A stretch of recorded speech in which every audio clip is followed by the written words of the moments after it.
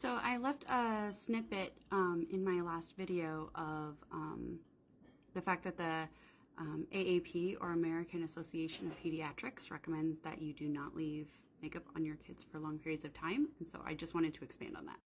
So if you were to visit aap.org and then look at personal care products, it says that personal care products, which are used to clean or care for the body, may contain chemicals that could potentially impact health. Safer options are available for children and families. Pediatricians can counsel parents and caregivers about potential risks of personal care. Guidance on protecting children from chemical exposure in personal care products. Safe storage, safer cleaning, shop smart, make sure you check your labels, make sure they're fragrance free, safer beauty, minimize the use of cosmetic products in children, chemical hair straighteners, home permanent kits, alcohol-based hairsprays should be avoided for children. Some cosmetics and eyeliner manufactured in foreign countries may have lead or heavy metals and should be avoided. Young children with hand-to-mouth behavior should not use nail polish. Water-based nail polishes may be safer. And sun protection, wear protective clothing, including long sleeves and pants. Children should use a broad spectrum sunscreen with SPF 15 to 30 on exposed areas. Mineral-based sunscreen with zinc oxide is preferable to chemical-based sunscreen, oxybenzone. To avoid inhalation, suggest the use of lotions instead of spray. Chemical effects. Several compounds in personal care products, including phthalates and parabens, are known to interfere with the endocrine system. Reducing exposures in children and pregnant persons is particularly important. Chemicals used in some nail primers are corrosive and can cause significant skin and nail bed irritation, as well as chemical burns. Hair straightener and home permanent chemicals can irritate the skin and mucosa, trigger allergic reactions, and their use can lead to chemical inhalation. Exposure to lead and other heavy metals confers neurodevelopment toxicity, and there is no known safe level of exposure to these metals. Okay, now for the thing about lead. The amounts of lead found in studies may fall below limits for other countries and agencies that are suggested by agencies such as the FDA, which currently recommend no more than 10 ppm, whatever that is. Lead in cosmetics is an impurity. However, the frequent and long-term use of contaminated cosmetics raise the risks of cumulative exposure. Lead persists in the body for decades. In pregnant women, lead has been associated with spontaneous abortion, hypertension, poor birth outcomes during pregnancy. It can be reabsorbed from a woman's bones into her blood, exposing her developing fetus. Andrew McCarter, the Vice President of Strategy and Partnerships at Pure Earth, has said that he's not sure that people realize the extent to which there is a broad-based lead poisoning across entire populations. Apparently, over the years, there have been a lot of campaigns to remove lead from gasoline and paint and, mixed in where the public does their general living. But for whatever reason, it continues to persist into makeup and other things that we use for skincare and things like that. Lead often turns up in cosmetics as a contaminant, possibly because it was the same rock from which the mineral-based colorants and mica powder were made, maybe added intentionally to help cosmetic colors pop and helps products resist moisture. Dozens of countries have developed even stricter controls of lead in cosmetics than the FDA, including 65 countries that have banned it outright. But in many low and middle income countries, regulations to limit lead exposure either do not exist or falter because of lack of enforcement. Besides lead, though, there are other products, chemicals that are in makeup that do make it a little bit more dangerous. You may want to check on the ingredients list in your makeup.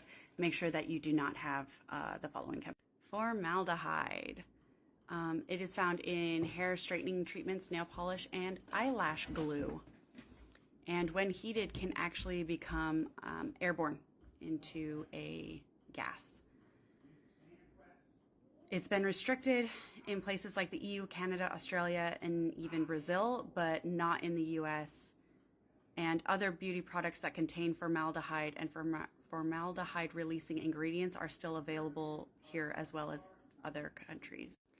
On the labels, it may be listed as methylene glycol, but that professional products don't have to disclose ingredient list is something that a lot of people are arguing against, because everything that you put on your face or in your body should be available for you to see. Two other ingredients that are formaldehyde releasing is diazolidinyl urea, which is typically found in face care and hair care, and quaternium 15, found in face makeup, especially powders. The second thing is tryphenyl phosphate, which is found in nail polish. Petroleum, found in skincare and hair care. The petroleum-derived ingredients like mineral oil, paraffin, and petroleatum are great at keeping your skin moisturized, but it may cause cancer. Propylparaben, skincare, makeup, and hair care. It's part of the paraben family, and it has been related to reduced fertility. So the other thing is fragrance, which is found in perfume, skincare, makeup, and hair care. The reason it's a little bit sketchy is because there's a loophole. When it's called fragrance, they don't have to list what is in the fragrance. And so it could be 10 to 100 different chemical ingredients, and you don't know anything about them.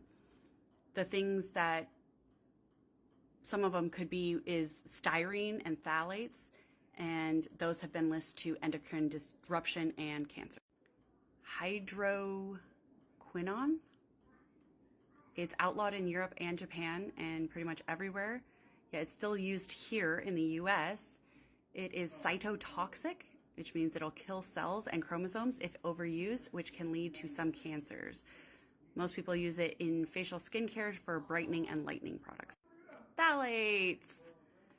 Family of ingredients is restricted in the EU and has been linked to cancer and hormonal disruption. We find it in skincare, hair care, nail polish, and plastics. Phenylenediamine, found in hair dyes that darken.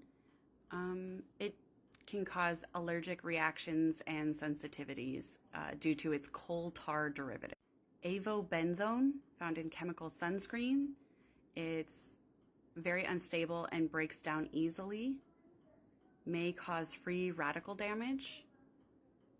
Free radicals are destructive molecules that can harm your cells, triggering early aging and, in worst cases, cancer.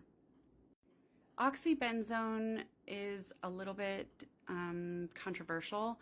It is in chemical sunscreens, and while it has been proven to cause cancer in mice, it has not yet in humans. Many people theorize that it couldn't even penetrate through the skin. However, there have been tests where it showed that it showed up after it was applied to the skin, it showed up in a subject's urine a few hours earlier, showing it actually does work its way through the body. They have yet to find out if tests will reveal that it does show up in cancer. All this to say, it's not to say, oh, don't get your makeup. It's just pay attention to what you're putting on your face. Pay attention to what you're putting on your body, in your body, of course. The US allows a lot of things. The other thing that has recently come out is that in makeup, in other products, they can list natural ingredients, and technically lead falls into that because they do find it naturally. So it's a cheap ingredient that they can just kind of throw in, and as long as they stay under the amount, the 10 pp, whatever, they can use it. Just be safe.